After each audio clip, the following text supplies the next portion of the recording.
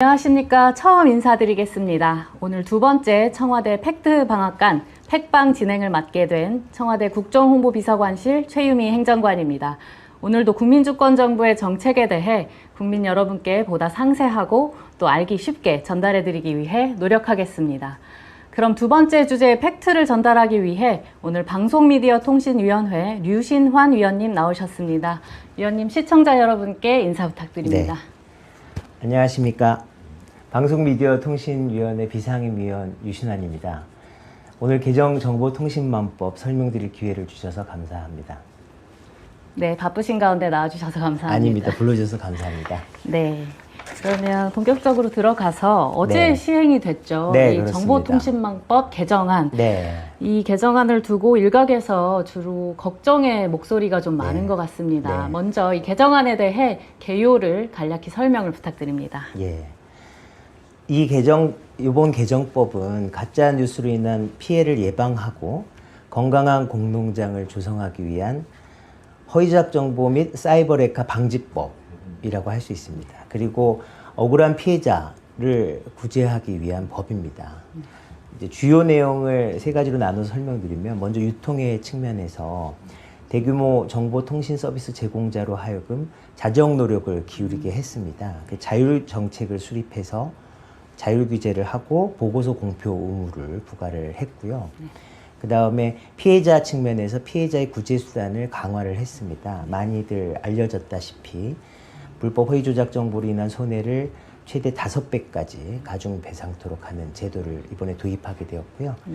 그 다음에 방미통위 입장에서는 그 과징금을 부여할 수 있는 제도를 도입을 했는데, 그 범위는 극히 굉장히 제한적이긴 합니다. 법원 판결로 이미 확정이 된 허위 조작 정보를 반복해서 게시하는 행위에 대해서 제한적으로 과징금을 부과할 수 있는 제도를 포함시켰습니다. 그게 주요 내용이라고 말씀드릴 수 있겠습니다. 네, 설명을 들어보니까 이게 허위 조작 정보로부터 국민을 보호하겠다, 이게 주요 골자인 개정안인 것 같은데요. 그럼에도 불구하고 일각에서는 이게 온라인 사전 검열이 아니냐, 이런 목소리가 있는 것 같습니다. 이에 대해서 좀 상세히 설명을 부탁드립니다. 네, 많은 국민들 염려를 하시는 것 같은데, 제 생각에는 조금 지나친 염려이시다, 그렇게 걱정하지 않으셔도 괜찮다, 이런 말씀 드리고 싶어요. 그거 왜 그러냐면은 이거는 허위 조작 정보의 폐해를 막는다라는 부분이 중점이고 거기서 출발한 거고요. 특히 허위 조작 정보를 유포해서 그 수익을 얻는 악의적인 수익형 게재자에 타겟팅이 되어 있는 법률안입니다. 그래서 허위 조작 정보 악의적 유포에 해당하지 않는다면 일반 국민 입장에서는 표현의 제한이나 위축 우려는 굉장히 낮다, 이렇게 보시면 될 듯합니다. 그리고 공익 목적 보도도 가중 손해배상 대상에서 제외가 되었기 때문에 그러한 점들도 안심하셔도 될 것 같습니다. 네, 그럼에도 불구하고 또 오해가 자꾸 생기는 게, 그렇습니다. 정부가 자꾸 어떤 판단을 한다, 이런 오해들을 많이 하시는 것 같아요. 이 부분도 명확히 설명을 해주셔야 될 것 같습니다. 예. 일단 먼저 말씀드릴 거는 허위 조작 정보 심의 심의에 관해서 원래 이제 내용 심의는 방송미디어통신심의위원회, 방미심의라고 부르는 곳에서 하게 되는데, 이 방미심의 심의 대상에서 허위 조작 정보 심의는 포함되어 있지 않습니다.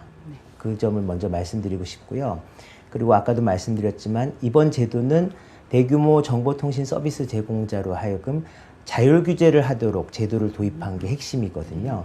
그래서 민간에서 자율적으로 판단한다, 이 점을 꼭 염두에 두셔야 될 것 같습니다. 정부가 판단한다는 건 그러니까 오해에 해당하고요. 이 대규모 정보통신 서비스 제공자는 사실 확인 단체하고 협력해서 허위 조작 정보 여부를 판단하게 될 것입니다.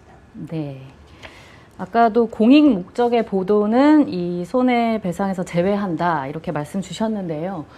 또 일각에서는 이제 일부 정치인이나 대기업 임원들이 배액배상 소송을 통해서 언론의 감시, 비판 기능을 약화시킬 수 있다, 이런 우려를 제기하기도 합니다. 여기에 대해서도 설명을 부탁드립니다. 예, 그러한 문제점들이 실행 과정에서 발생할 수 있기 때문에 법이 거기에 대한 보완 제도를 마련하고 있습니다. 설명을 드리면 만약에 정당한 비판 감시 활동을 방해하려는 목적으로 가중 손해배상 청구 소송을 남용하는 경우가 있을 수 있잖아요.